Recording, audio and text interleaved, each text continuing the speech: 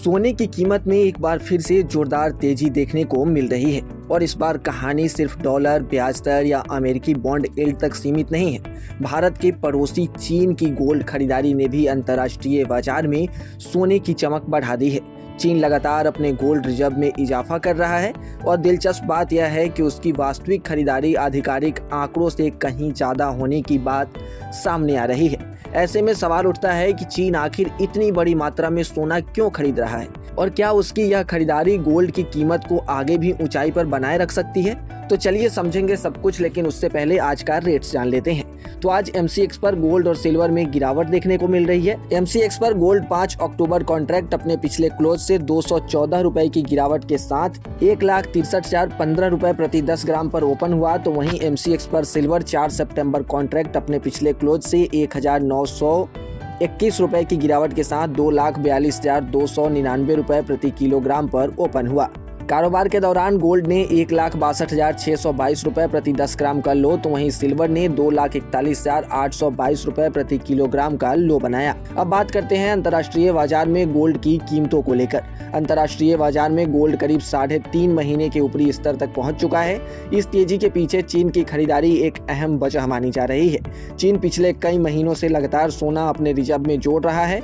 हालांकि बाजार में उपलब्ध आंकड़े बताते हैं कि सिर्फ केंद्रीय बैंक की आधिकारिक खरीद ही पूरी तस्वीर नहीं दिखाती। जून में चीन ने लंदन के OTC यानी कि ओवर द काउंटर बाजार के जरिए 40 टन से ज्यादा सोना खरीदा। यह साल 2025 की शुरुआत के बाद उसकी दूसरी सबसे बड़ी मासिक OTC खरीदारी बताई जा रही है। वहीं चीन के केंद्रीय बैंक ने जून में आधिकारिक तौर पर करीब 15 टन सोना खरीदा था, यानी OTC बाजार के जरिए हुई खरीदारी आधिकारिक खरीद के मुकाबले करीब 167% ज्यादा रही। मई में भी यही तस्वीर देखने को मिली। चीन ने OTC बाजार के जरिए 48 टन सोना खरीदा, जबकि आधिकारिक आंकड़ों में करीब 10 टन की खरीदारी दर्ज हुई। इस तरह मई और जून को मिलाकर चीन की OTC सोने की खरीद करीब 88 टन तक पहुंच गई। इसके बाद जुलाई में चीन के केंद्रीय बैंक ने आधिकारिक तौर पर 20 टन से ज्यादा सोना खरीदा।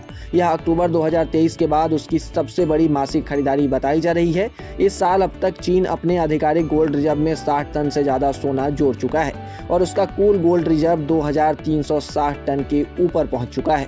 लगातार बढ़ती यह खरीदारी बाजार को एक मजबूत संकेत दे रही है कि चीन लंबी अवधि के लिए सोने में अपनी हिस्सेदारी बढ़ाना चाहता है। लेकिन क्या सिर्फ चीन की खरीदारी से ही सोने में तेजी आई है? इसका जवाब है नहीं। गोल्ड को दूसरा बड़ा सपोर्ट अमेरिकी डॉलर में कमजोरी से मिल रहा है। वैश्विक बाजार में सोने की कीमत डॉलर में तय होती है।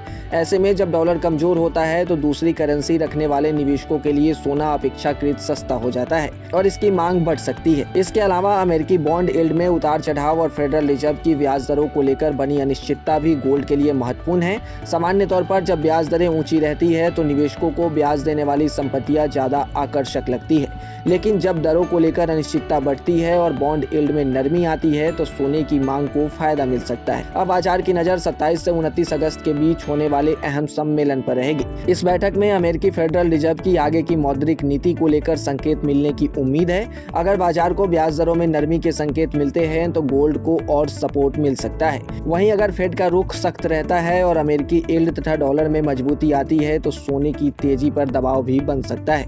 सोने के लिए तीसरा बड़ा सपोर्ट जियोपॉलिटिकल तनाव है। अमेरिका और ईरान के बीच तनाव अभी भी बाजार की चिंता बढ़ा रहा है।